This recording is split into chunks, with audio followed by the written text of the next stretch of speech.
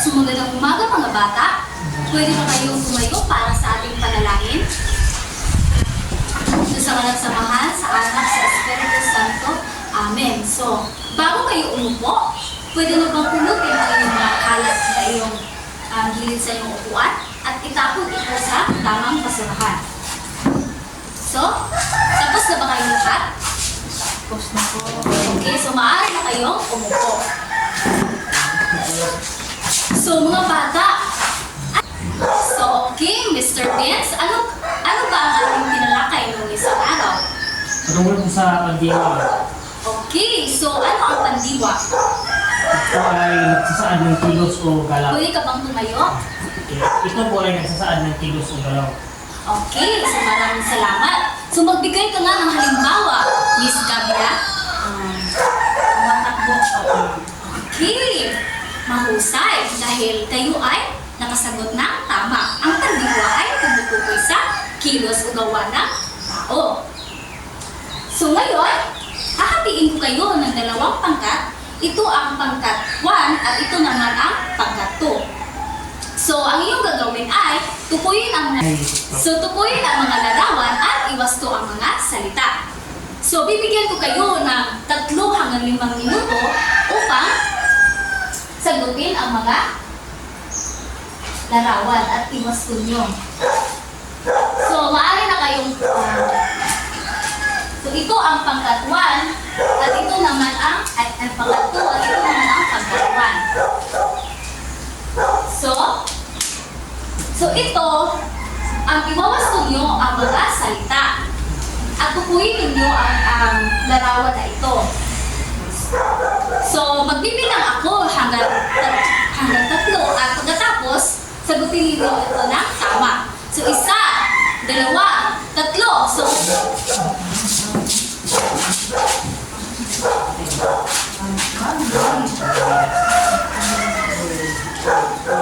Gumagangit. Gumagangit.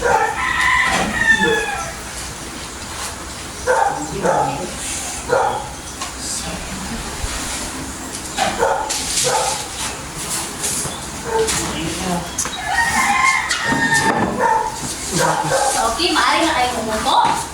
So ngayon, ang unang nakatapos ay ang pangkat 2. So bigyan natin ng 4 na palakpak ang pangkat 2. 1, 2, 3, 4. Mahusay dahil kayo ay nadalo sa ating aktibidad. So ngayon, meron akong isang table dito. Pwede mo ba akong tulungan? So meron akong isang table dito sa Isara. Ang iyong gagawin ay magtatanong ako sa inyo at ang inyong sagot ay ilalagay natin dito sa Isara. Naintindihan niyo ba mga bata? So, meron kayong bag na inihanda at pagkatapos, tingnan mo muna kung ano ang bag na, ano ang laman ng iyong bag. So, may nakikita ba kayong ballpen? Opo. So, okay. So, anong klaseng ballpen na ito? Panda. So, okay. So, ilalagay mo dito na ballpen. So, Mr. Maglangit, pwede mo pang isulat ang iyong sagot na ballpen dito. At pagkatapos, anong klaseng ballpen pa ito?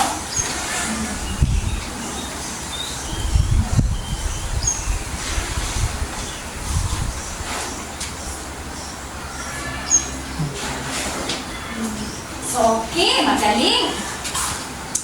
Ikaw, Benz, ano ba nakikita niyo sa inyong bag? Notebook. So, notebook. So, ano bang klaseng notebook? Ito. So, ilagay niyo dito na notebook.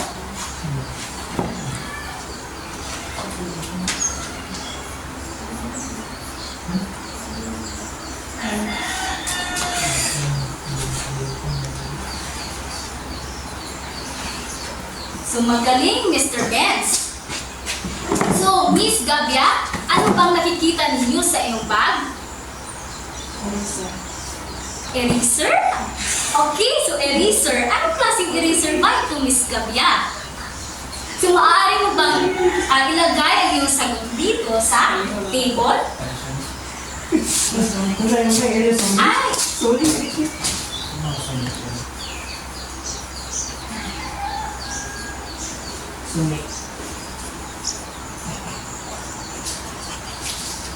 Okay!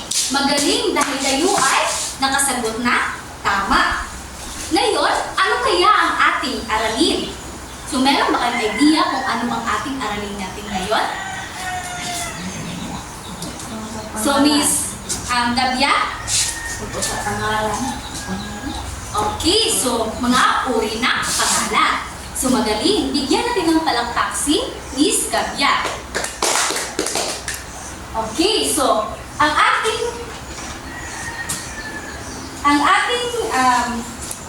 discussion natin ngayon ay tungkol sa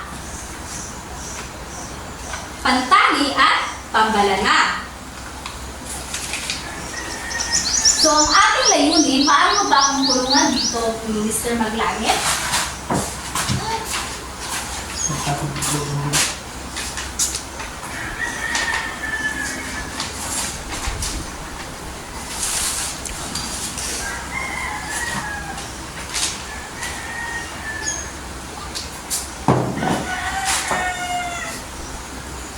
Okay, maraming salamat, Mr. Maglangit. So, basahin natin lahat ang layunin. Tutukoy ang dalawang uri ng pangalan, pantangi at pambalana. Nakilala ang pagkakaiba ng pantangi at pambalana. Na ipapaliwanag ang kahalagahan ng tamang paggamit ng pangalan pantangi at pambalana sa pang-araw-araw. So ngayon, tutukuyin natin una ang pambalana. So maaari mo ba akong tulungan dito, Mr. Benz? So, basahin ninyong lahat kung ano ang pambalana.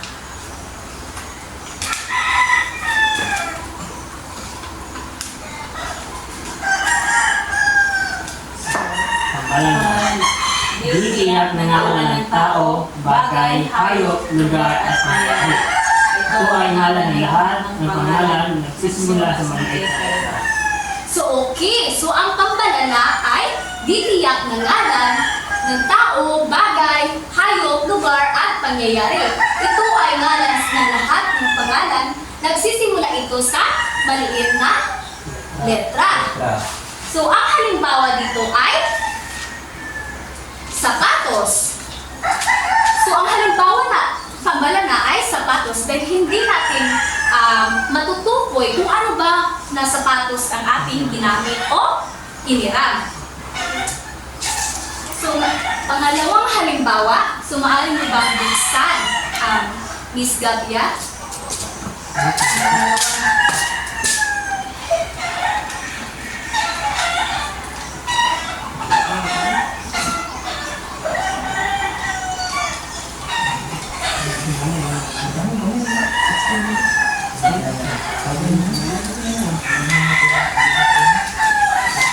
Okay, so maraming salamat. Basahin mo? Cellphone. Cellphone. Dahil hindi natin natutukoy kung anong klaseng cellphone. So pangatlo, Mr. Maglangit. Next po, teacher. Okay, so tumayo ka at bilangin itong halimbawa na ating. Teacher. Yes! Opo. Okay, teacher. So ano ang halimbawa? Basahin mo nga? Guro. Okay, so mahusay. Okay, so maaari ka na umupo. So, guro, dahil hindi natin natutukoy kung sinong guro ba. So, kagaya ko, ako ay isang guro sa Pilipino. Ako ay isang guro na ang pangalan ay Laridel. So, okay? So, hindi natin matutukoy kung sino at anong klaseng guro. So, ngayon, sa pang-apat ay Mr. Benz, pwede ka bang tumayo at buksan ang ating pang-apat na halimbawa? So, aso. So, ito ay di tiyak dahil hindi natin nalalaman kung ano ang klaseng hayop ba o aso. So, panglima. Shampoo. So, ito ay shampoo. Hindi natin matutukoy kung ano ba ang shampoo. So, ito ay di tiyak. Dahil merong iba't ibang shampoo na ating ginagamit. So, panghuli.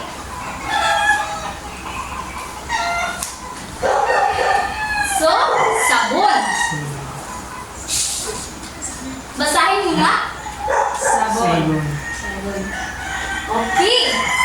Ang halimbawa ng pambalana ay sabon. Dahil hindi natin matitiyak kung anong klaseng sabon ba ang iyong ginagamit o ating ginagamit. So, yan ang halimbawa ng pambalana. So, ngayon, basahin yung lahat ang pantangit. Ito ang pangalawang uri ng pangalan.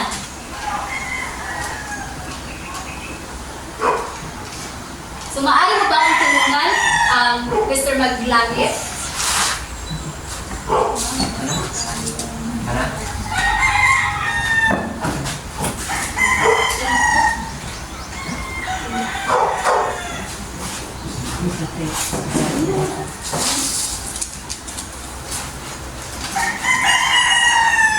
So, okay. So, maaari ka nang umupo. Basahin yung lahat ito. Pantani. Tumutukoy sa tiyak na ngalan ng tao, bagay, lugar at iba pa. At ito ay nagsimula sa malaking titik. So, pwede nyo bang lakasan ang iyong boses? So, basahin natin ulit. Pantani. Tumutukoy sa tiyak Tiyak na na ngalan ng tao, bagay, lugar at iba pa. At ito ay nagsisimula sa malaking titik. Okay. So, ang halimbawa ng pantani ay knife.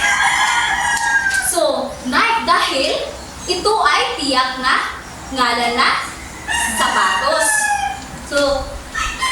So pangalawa, pwede mo bang hilahin itong pangalawa? Mr. Panlangit? Sige po.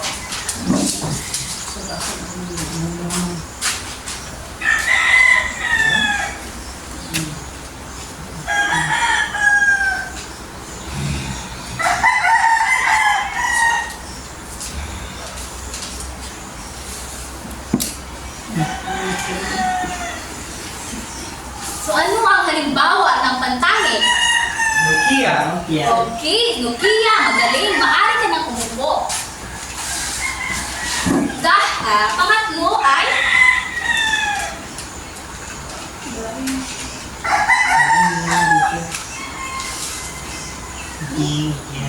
so ginang palarka. Tumutukoy sa pangalan ng isang guro. So, pang-apat.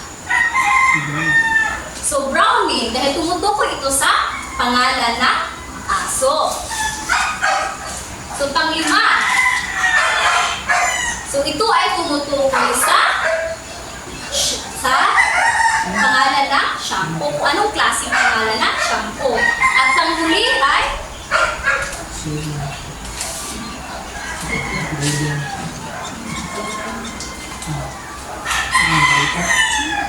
ang huli ay safeguard dahil ito ay tumutukoy sa ang sabon.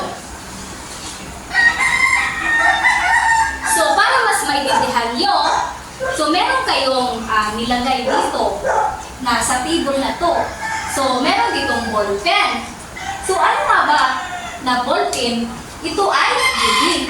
So, ito ay halimbawa na pantangi at ito naman ang pambalana. Dahil ang pambalana ay di tiyak na pangalan ng tao, bagay,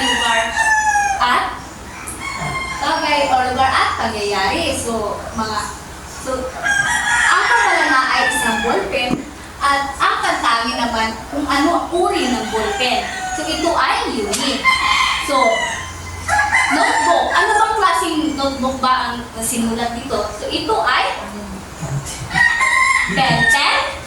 So, okay, magaling. Ito ay pambalana at ito naman ang pantangin. So, ang nakikita niyo sa inyong bag ay eraser.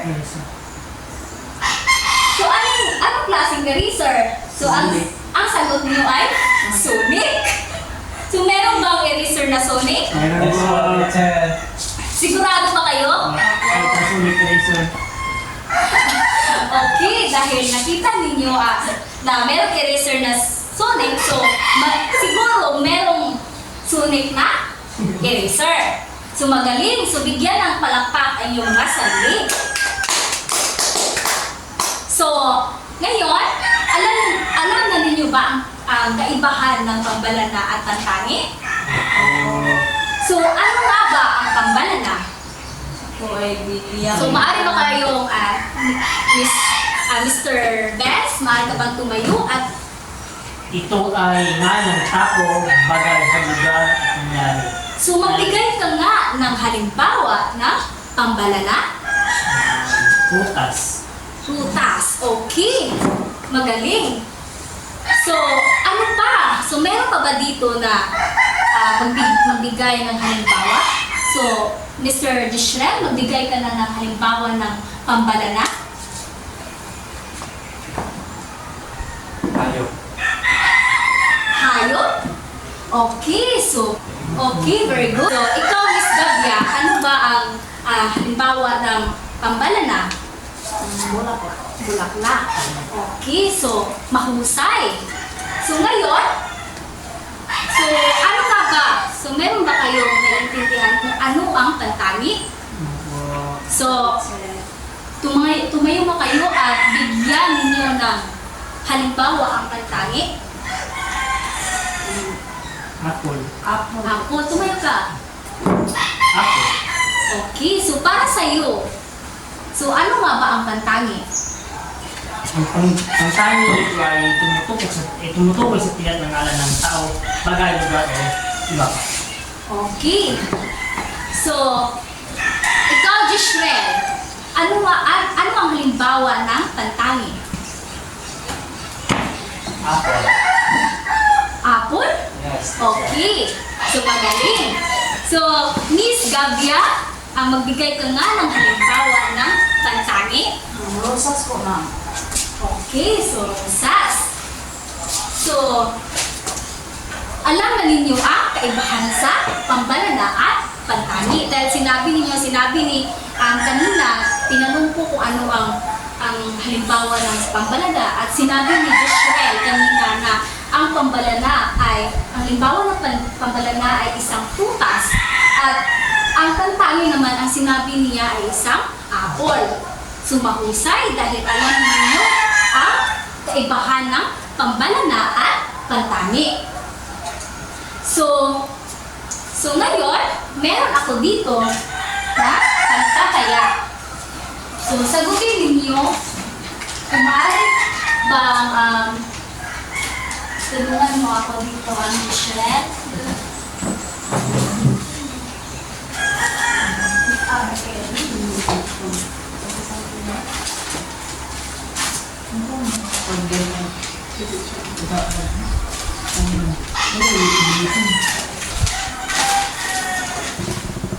So, okay. So, ang ating pagtataya ay hilingin kung ang mga sumusunod ay pangalang pantangi at pangalang pambalana. Isulat sa patlang ang tamang sagot. So, bibigyan ko kayo ng 3 to 5 minuto upang masagot ang gawain. So, ito.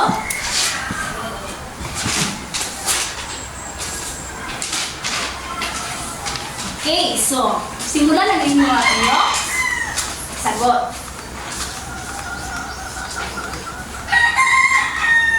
Okay, so tapos na bang lahat sa ating gawain? Okay, so kukuliktahin mo na ito. So ngayon, sagutin natin kung ano ang tamang sagot. So sabon. So ano ba ang inyong sagot dito? Ito ay maliit na titik. So, pambalana. Okay, so mahusay. So, sa pangalawa naman, so Pilipinas, ano ba ang sagot ninyo? Pantangi. Okay, pantangi dahil nagsisimula ito ng malaking titik. So, pangatlo, Jose Rizal, ano ang iyong sagot? Jeshrel? Ang pantangi ay ang number 3. Pantangi. Okay. So, pang-apat. So, ano ang iyong sagot, Miss Gabia? Pwede ka bang tumayo? Pambalana.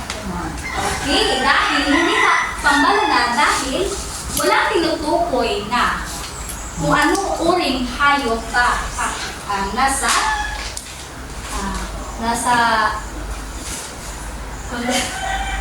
so ngayon ikalima, so mari ka bang tumayo? Pantangi. So pantangi dahil nagsisimula ito sa malaking titik at so number 6, Gloria Macapagal Arroyo. So ito ay pantangi dahil ito ay nagsisimula sa malaking titik at ito ay ngalan ng tao. So number 7, so mari mo bang basahin? Itaw-taw Central School. Ano ang iyong sagot? Pantangi. So pantangi dahil ito nagsisimula sa malaking titik. So ngayon, tsinelas. Ito ay pambalana dahil hindi natin alam kung ano nga bang klaseng tsinelas ba ang ating tinutukoy. So bola, ito ay pambalana dahil hindi natin alam kung ano bang klaseng bola ba. So ngayon, at ang huli ay toothpaste. So ano bang klaseng toothpaste ba ang ginamit? So ito ba ay Colgate, close up? So dito, ang toothpaste ay isang pambalana. So dahil ito ay nagsisimula sa maliit na titik. So ngayon, ang iyong takdang aralin ay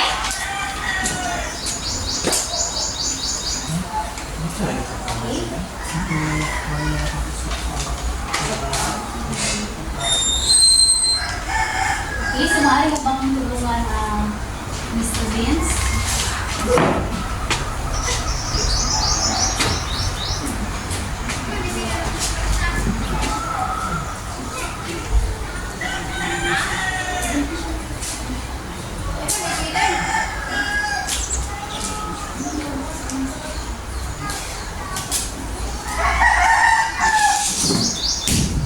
So, okay, maraming salamat, Ben. Sumari ka ng umupo. So, ang ating takdang aralin ay ibigay ang pangalang pantangi sa mga sumusunod na pangalang pambalana at isulat ito sa papel. So, okay, so naiintindihan niyo ba mga bata? Opo. Okay, so ngayon, dito nagtatapos ang ating talakayan. Naway naiintindihan ninyo ang ating diskusyon natin ngayon. So, maraming salamat mga bata. So, pwede ba kayong tumayo para sa ating closing prayer? So, Mr. Vince, pangunahan mo ang panalangin. Okay, so mga bata, maraming salamat. Pwede na kayong umuwi. So class dismissed.